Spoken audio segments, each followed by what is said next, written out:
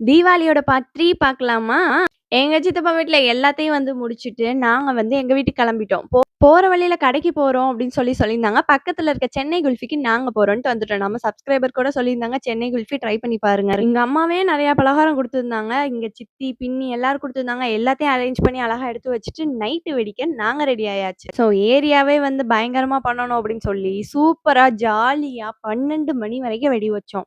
எனக்கு என்னமோ இந்த வெடிய விட இந்த மாதிரி வெடி வைக்கிறது ரொம்ப புடிச்சிருந்துச்சு. பார்க்க அவ்ளோ அழகா இருந்தது. இந்த வருஷம் தான் இவ்ளோ வெரைட்டியா நாங்க இப்படி வச்சது. போன வருஷம் கூட எப்பயும் நம்ம நார்மலா வாங்குறது தான். இந்த வருஷம் நம்ம கடையில இருக்கே என்ன வேணா எடுத்து ஜாலியா வச்சோம். எல்லாமே செம்மங்க. நெறைய பேர் கேட்டிருந்தீங்க, "உங்க வீட்ல எப்படி தீபாவளி போச்சு?" அப்படின்னு சொல்லி. எங்க வீட்ல சூப்பரா போச்சு. உங்க வீட்லயும் நல்லா போயிருக்கும்னு நெனைக்கிறேன். எல்லாரும் ஜாலியா என்ஜாய் பண்ணுங்க லைஃப். நான் வெடி வச்சு டயர்ட் ஆயிட்டு உள்ள போன என்னைய கூப்பிட்டு வீடியோ எடுக்க சொல்லி 12 மணிக்கு ஏரியாவே எழுப்பி விட்டுட்டு இருக்காங்க. 5000 வாலா வச்சு. காதே போயிருச்சு. பயங்கரமா இதோட தீபாவளிய நாங்க முடிச்சாச்சு. இதே மாரி நெக்ஸ்ட் வீடியோல பார்க்கலாம். அது வரைக்கும் டாடா.